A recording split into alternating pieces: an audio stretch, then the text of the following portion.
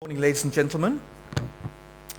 Welcome to Search Engine Update 2012. Great that you're all here. Thank you very much for coming along.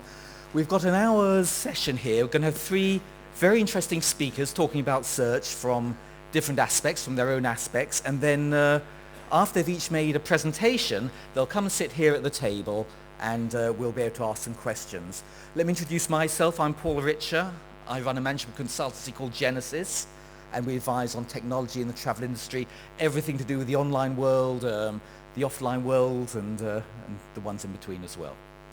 So the other point that I want to make is if any of you were in my conference yesterday afternoon, you'll know that there's no need to take notes.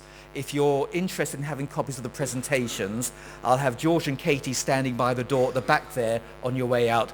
Just give them your business card and I'll make sure that you're given a link, emailed a link to the presentations. Might take a week or so to do that, but it'll save you taking notes. If you want to take notes, you can take notes. I'm not going to argue. So, three presentations. Let me introduce our first speaker, who's going to talk about semantic search, and let's welcome Carsten Kraus from Fact Finder Travel. Ladies and gentlemen, let's welcome him.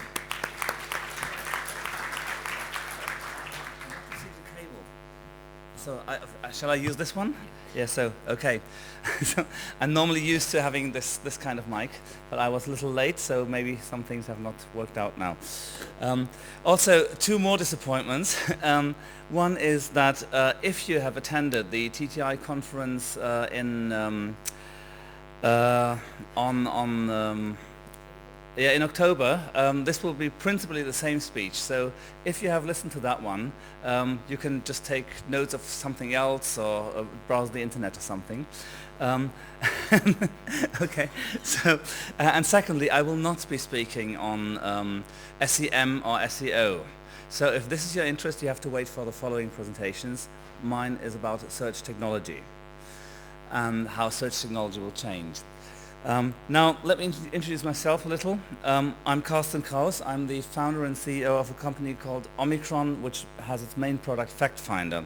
And Fact Finder does not come from the travel industry, so maybe many of you do not know us. We are indeed in the parcel-based e-commerce industry, and we provide the market-leading search for that industry throughout Europe. We're built into more than 1,000 shops. And we have more than 300 million searches going on each month. So this is approximately 1% of Google's volume, of Google's global volume. So we're among the top 20 search engines, though none of you has actually used our website yet, I assume, unless you're already a customer or something. You've probably or maybe used our technology because it's built into, for example, in the UK, into QVC, Harvey Nichols, Kurt Geiger, and some other websites.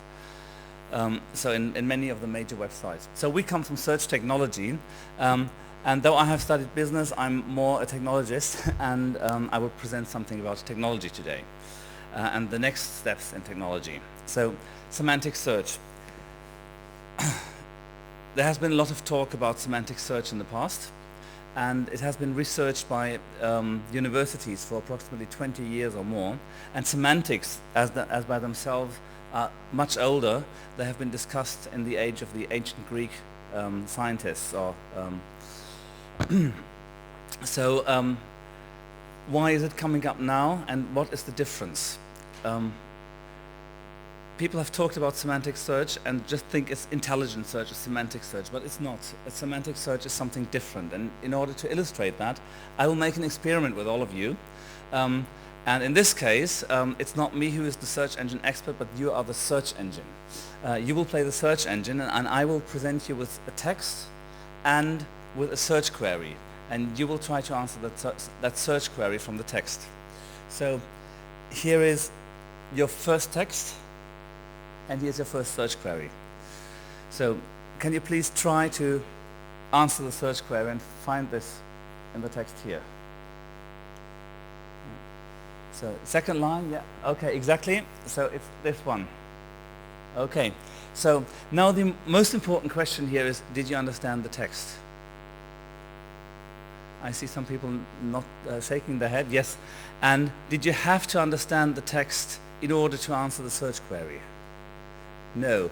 And exactly this is how conventional search engines, and actually almost all search engines which exist today, work.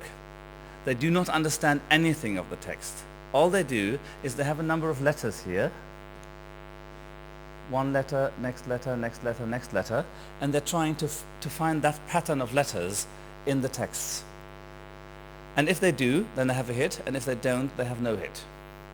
There's lots of intelligence involved though, even though this is not understanding, because if you have millions of texts or products, in our case, of travel possibilities, hotels, flights, then which text to present on the first page still needs some evaluating and some intelligence.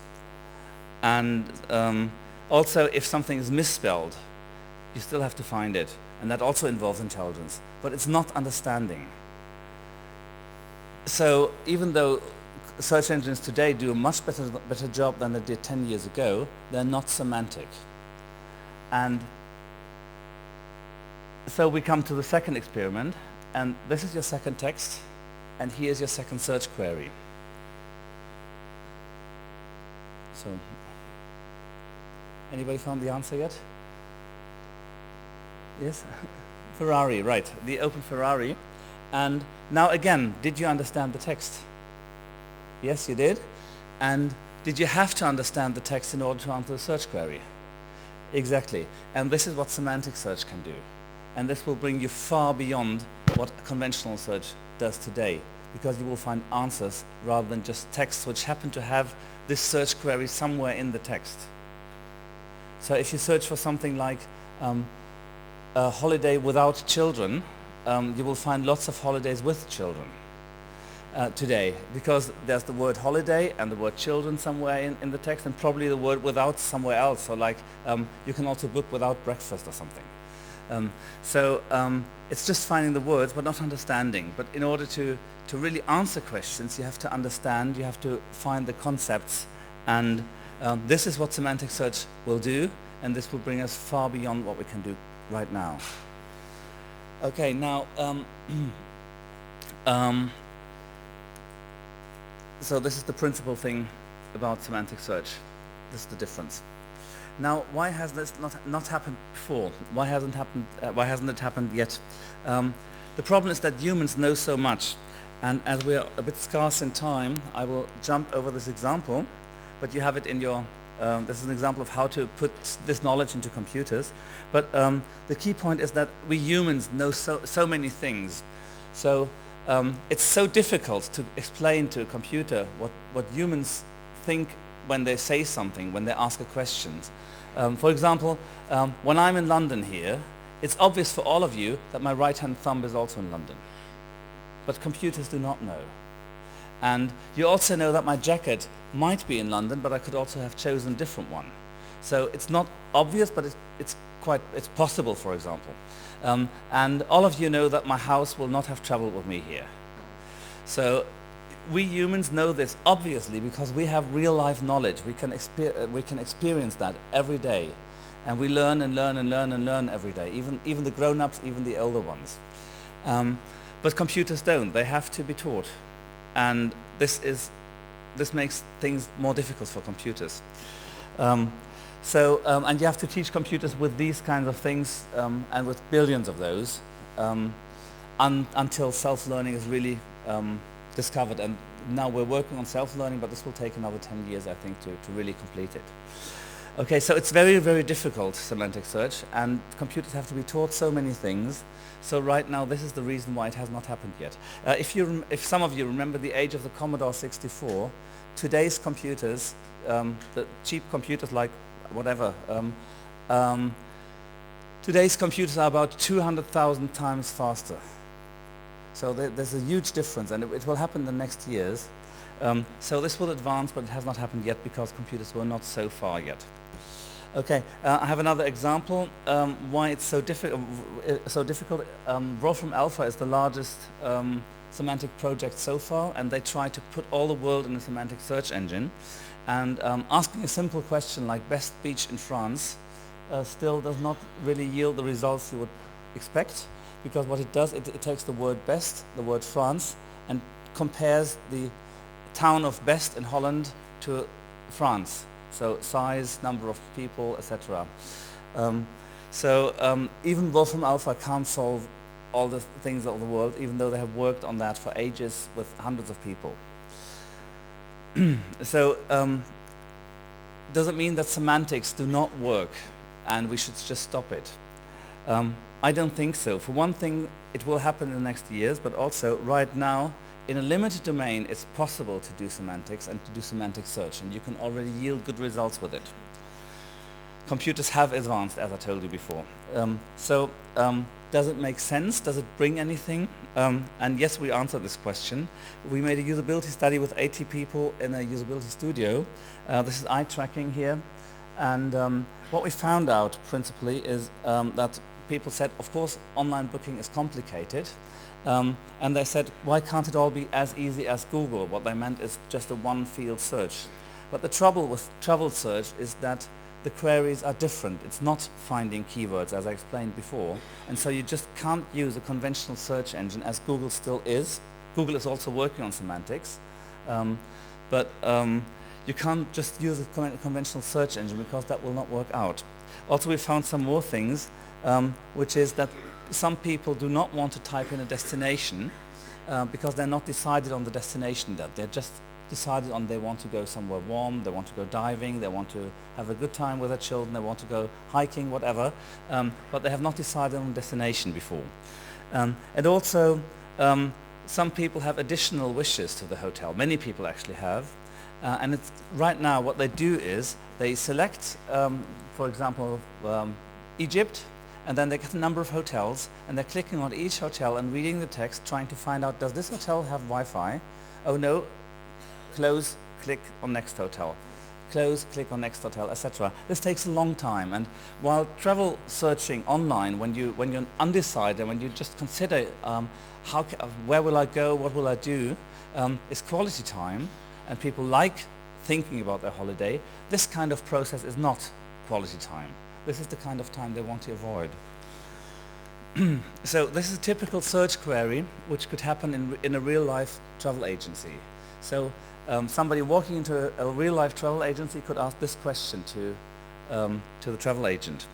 And you can see here that this is difficult for a search engine because the word Christmas will probably be not be in the hotel description.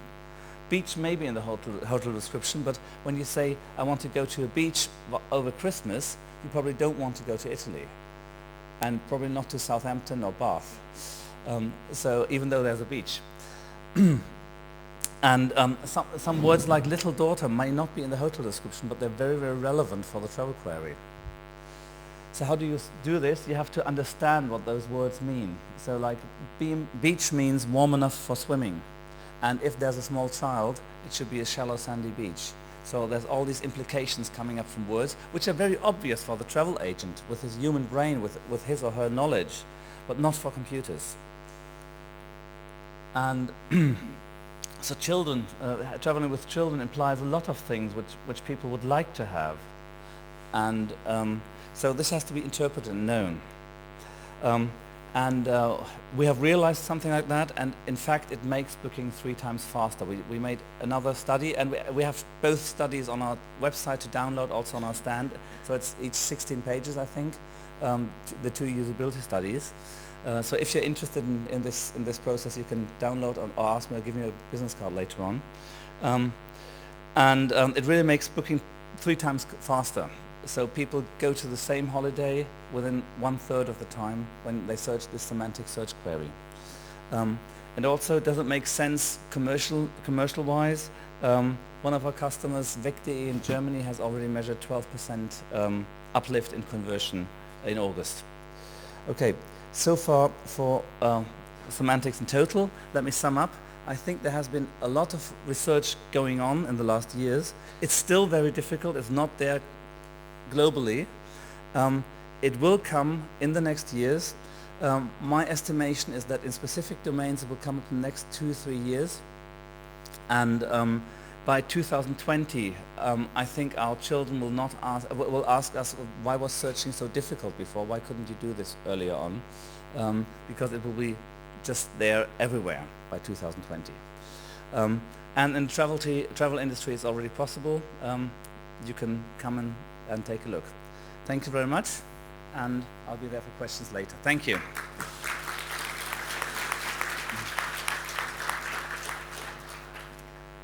Many thanks, Carsten. Fascinating subject. I've got a few questions. I hope you have as well. So we'll look forward to asking them. So just a quick check. I don't know if anyone's heard of this search engine. Hands up who's made a search on Google. Maybe I should have asked it the other way around. Our next speaker is Industry Head of Travel for Google UK. Here's Nate Buchholz, and let's welcome him, ladies and gentlemen. Thank you. All right, hello everyone.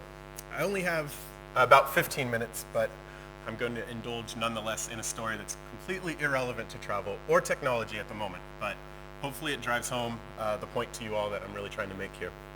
So this guy up here is Dr. Don Berwick, and he's a pediatrician in the US. It's a bit of a serious story actually, because Dr. Berwick is a proponent of evidence-based medicine, which is, has an acronym even, EBM. You'd think all doctors were proponents of this, but apparently that's not the case. So this guy became radicalized when his wife was hospitalized back in 2004. And she almost died when she was in the hospital.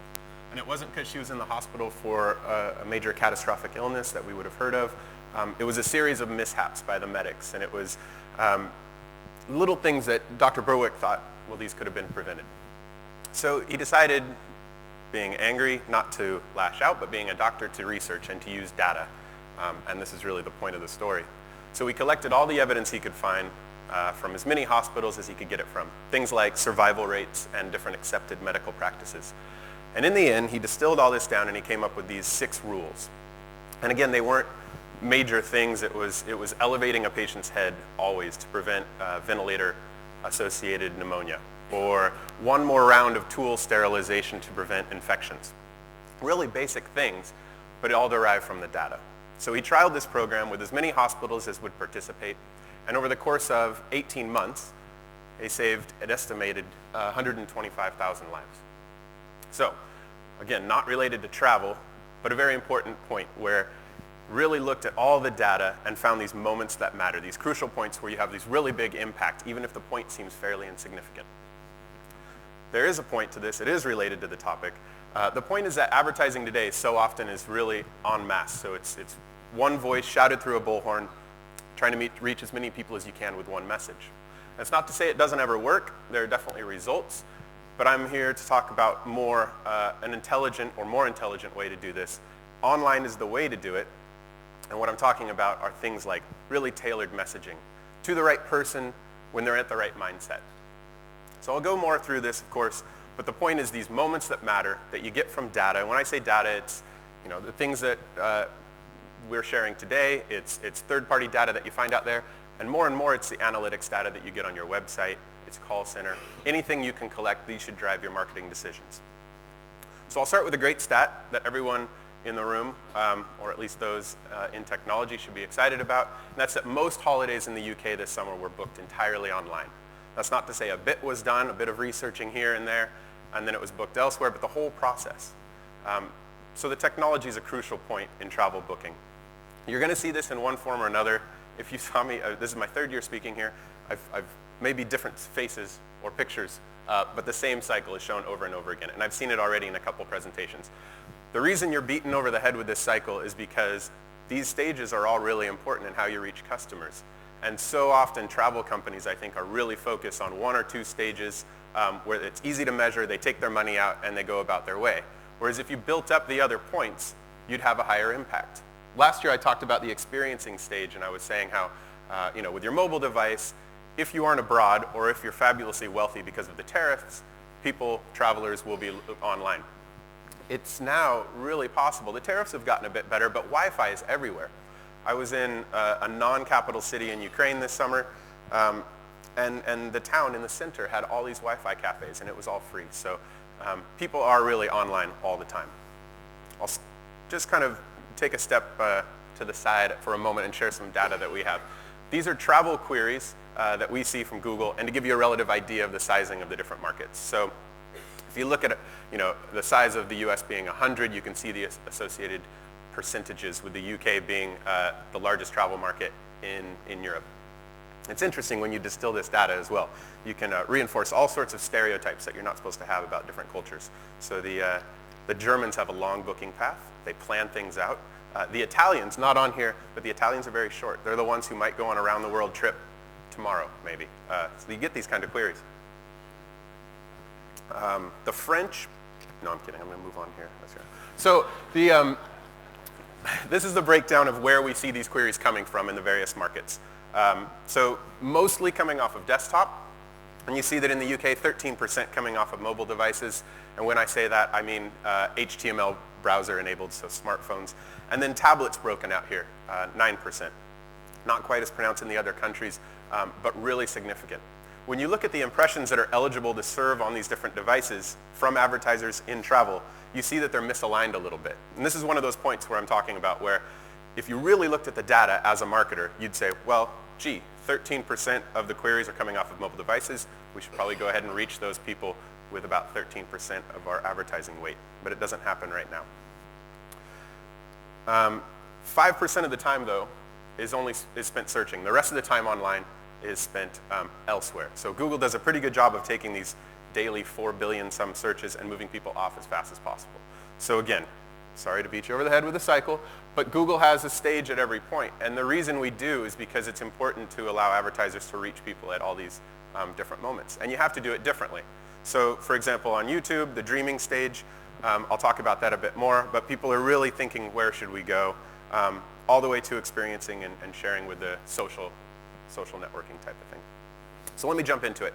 This is Google searches for holidays, travel-related queries in the UK last year during that crucial period where we see a bit of flatness, and then we hit Christmas and Boxing Day, we get a big jump, and then it really starts to spike up in the first quarter. And the point of this is that most travel advertisers will say, yeah, we're definitely all over search in January because that's when the big peak is.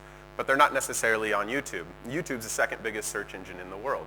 We have something like 3.6 million videos tagged for travel, saying that this is travel content, we've got the people searching, and the seasonality shows that it's the same people buying tickets. So you need to be on YouTube. You can be really smart about it as well. So whether it's paid or not, if you have a brand channel or a homepage takeover like British Airways did yesterday, you can have a pixel on there so you can generate these remarketing lists. So you have this bucket of people that you can target, all anonymized and kind of one entity, but they were interested in your brand, they were watching your video, or they clicked on your ad, and you remarket to these people. So then two different people looking at the same website, one will see the tailored content, one will not. This isn't rocket science, or it's not anymore anyway. Most of the audience should be like, right, I know about that.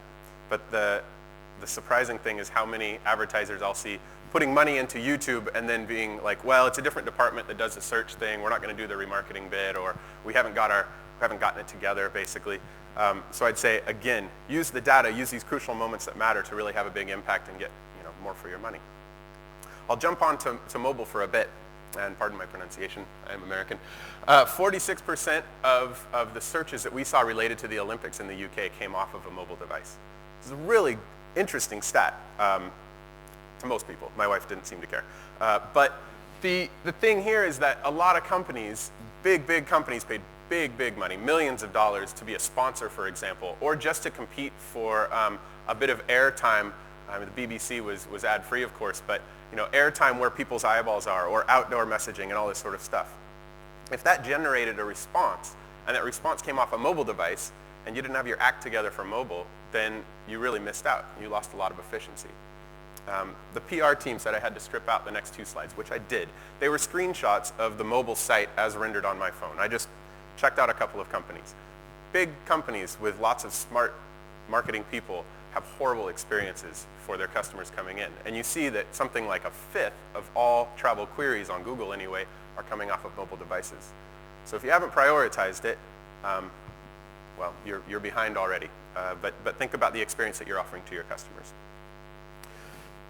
We have all these stats, and there's lots of charts, and there's more charts that I could have shown, but I didn't. I was at a meeting a few weeks ago with a gentleman who runs marketing for a very big company, spends a lot of money getting the word out there. They're not optimized on mobile. And I'd run him through all these stats, and I'd talk to him, And after the meeting, not sure if it resonated or not, I said I was hungry. And he drew me a map to where I could go find some great food. And it was that point it really hit me. I was like, you know what? I bet this guy doesn't really live this whole high-end device thing. I've got a GPS on my phone. I haven't had anybody draw me a map since about the time that I looked in a paper book for a phone number. It just doesn't happen for me or for about more than 50% of Britons. So again, you need to let data drive your decisions for your marketing and not about your own personal experience. And it's easy to fall into that trap. It's like, well, I see all the grass, but hold on, let me look up in the phone book where my local florist is. And if that's the way that you live, or if that's the way that the people in charge live, you might want to just gently say to them, let's look at the data. Quick example on the social bit. This is a late rooms example. There are many others. I think there are over 100 brands now that have more than 1 million followers on Google+. These guys have only been doing this for about a year now, and they do it well. So there's inspiring photos. Their interaction is really personal. It's not like a corporate message. It's person-to-person kind of thing. They do Hangouts, which is our answer to video conferencing, where they might have a local expert and so forth. For all the skeptics out there, this is a bit of why it's important to be on Google+, but really the crux is somewhere else.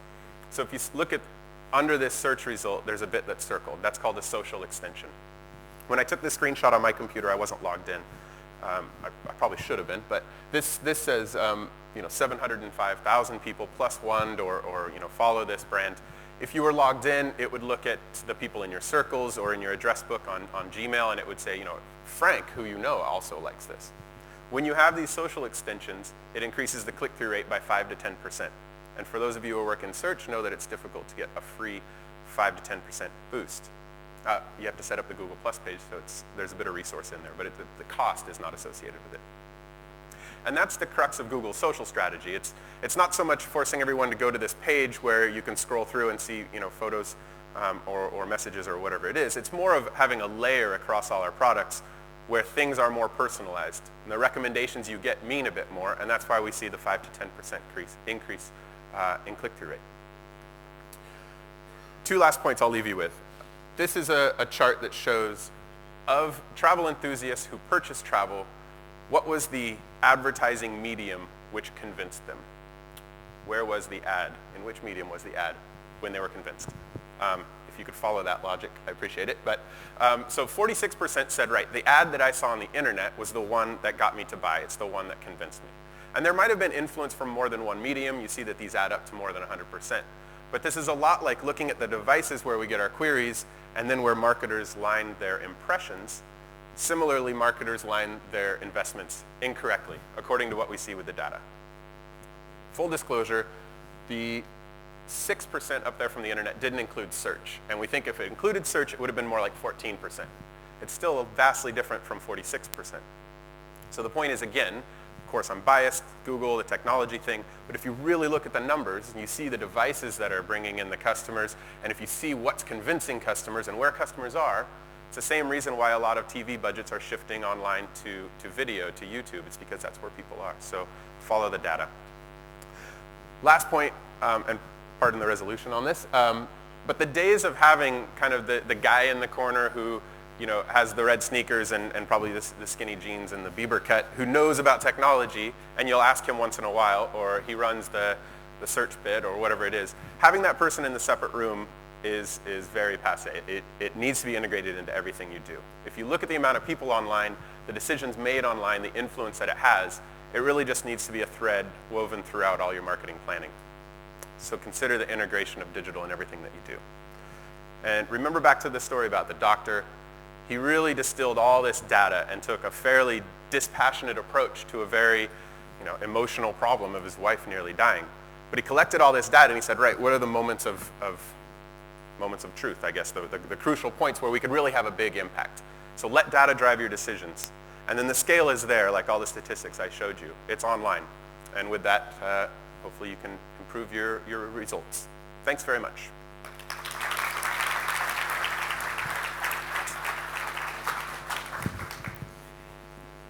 Thank you, Nate. That was great. A few questions to ask you soon. But first of all, let me introduce our third speaker. Let's welcome Andrew from Yahoo.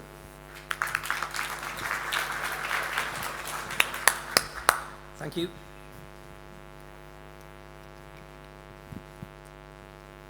Quite excited to be here. The last time I was in this building, it was for London 2012, and I was watching the boxing, and yeah, truly inspired, and fantastic moment. To think we're in the same building as where Jay Jones won gold and Nicole Adams won gold. It was a fantastic event. But onto the Yahoo Bing network, what I'm here to talk about today. Why is the Yahoo Bing network important for you guys? Well, it's bringing together the two best converting search engines in the UK. Technology provided by Microsoft behind the search engine, Yahoo selling to premium advertisers like yourself. It's been live in the UK from April, and we had a lot of debate, a lot of suggestions from the market what we should call ourselves. Some of them made sense, some of them quite frankly were ridiculous. But what we settled upon, and what will be known as going forward, remainder of 2012 through 2013 and beyond, is the Yahoo Bing network. Here's the running order of my presentation.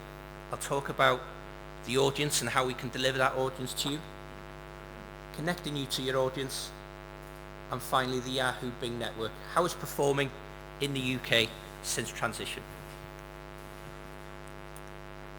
So the first point I'd like to make about the Yahoo Bing network, when people think of search, a lot of people just often think of Google, but one thing I want to make clear is we've got a large, sizable audience that is worth you guys targeting. And what we're seeing in the UK is 18.8 million unique searches each month. So the volume's there.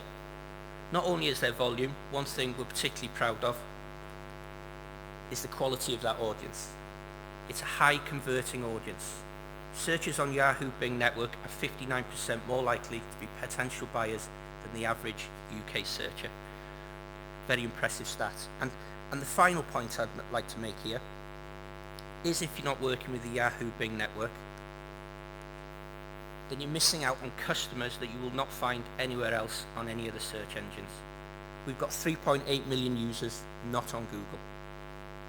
So that's the audience. It's a large audience, it's a quality audience, and there are users there that you won't find anywhere else.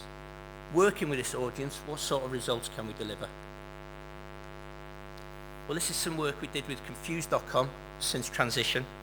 We optimized, we make sure they had the correct structure in their accounts, the correct terms in their account, and the correct copy.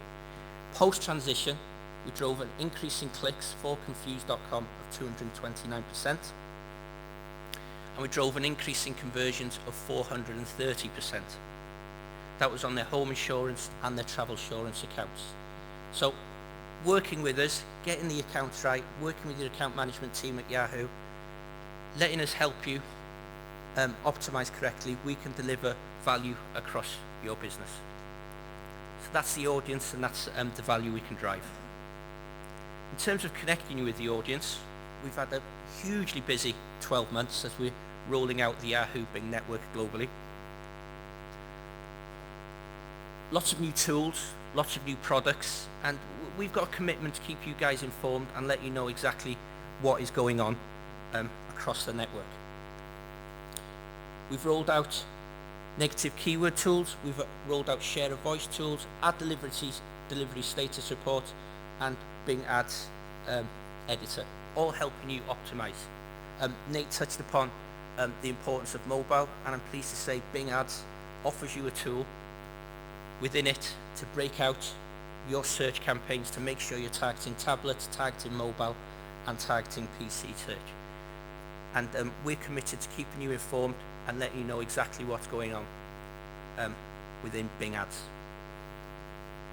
So how are we doing this? Well, we've got a monthly search newsletter that's produced and emailed out to the market monthly. Keeps you updated on the Bing network, and it highlights new features, reports, products, and case studies. We've also got vertical insights that are available for travel. This goes out in a PDF format out to the marketplace, and it talks about opportunities, keywords list that you can upload into your account and drive value. It also covers wider online trends as well as search to make sure you guys are informed. This is what they look like. The example here is winter ski holidays, the type of people are looking for winter ski holidays, and how you can target them. Make sure your search copy is dropping in front of the right people and at the right time. We offer you keywords to help you optimize, and trends across the market. And as I say, terms easily downloadable and then uploadable into your search accounts. And this is the monthly newsletter. Talks about the Yahoo Bing network, case studies, how things are performing, and keeps you up to date on tools within Bing Ads. Market love this from us. They're grateful of the information they're providing them with, and it's helping them engage with us and drive CPA and improved ROI for their business. What we're seeing in travel, looking at travel in particular, is across the Yahoo Bing network, 44.3% more searches lead to secure click-throughs than our competition, also spending 8 seconds more on secure pages. These pages are the pages where people are entering their credit card details, buying products and services, and converting. And we think we're performing very well in that area, and independent data is backing that up. One product we're particularly proud of is our Rich Ads in Search. It allows you to extend your cross-media campaigns into the search marketplace, helps you build brand, allows you to have video content and logos in the search engine results page, and it allows you to own the search engine results page. The example we've got here is 888, and then we'll have a look, 888 poker, and then we'll have a look how that performed.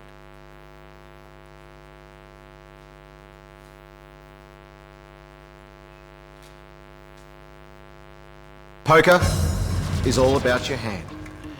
Wow, cool. Want to see what I'm holding? It's a different poker experience. I can catch up with my mates, choose my table, my deck, I can tag players.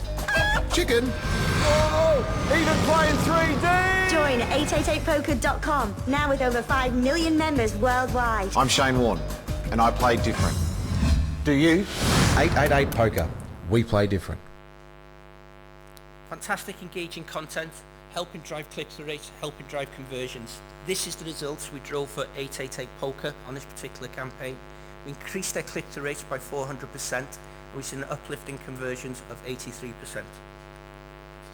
And we have travel clients who are working with this particular product. On the Beach, Thomas Cook, Haven Holidays, that are three that instantly spring to mind. And On the Beach, we're particularly pleased with performance. So how is the Yahoo Bing network performing in the UK since transition to the combined marketplace in April of this year? Well, we're seeing strong performance in all verticals. Vodafone are telling us they've seen an uplift in click-through rates of 20%, 10% drop in CPCs. AA has seen similar results, but they've also told us they've seen a 14% increase in sales. If we're zoning in, particularly in travel, then this is the travel vertical right across Yahoo, and this is what we've seen since we've moved to the Yahoo Bing network.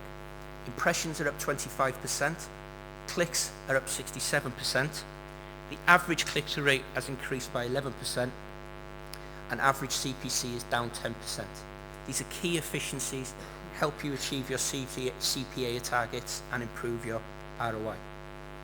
So just to summarize what I'd like to leave with you regarding the Yahoo Bing network. It's a large audience. Not only is it a large audience, it's an audience that is a quality audience and converts. And we're here to help you reach that audience and make sure you're driving value across your business. Spoke about the Olympics when I first got up here, and the motto of the Olympic Games is faster, higher, stronger. And all the Team GB athletes certainly achieved that, lots of them in this building. Working for Yahoo, we're a little bit biased, and that wasn't the only massive event in 2012. Moving to the Yahoo Bing network also was very important for us. And by working with Microsoft, we are delivering a bigger audience, an audience that is easier to target, and a better converting audience. Thank you.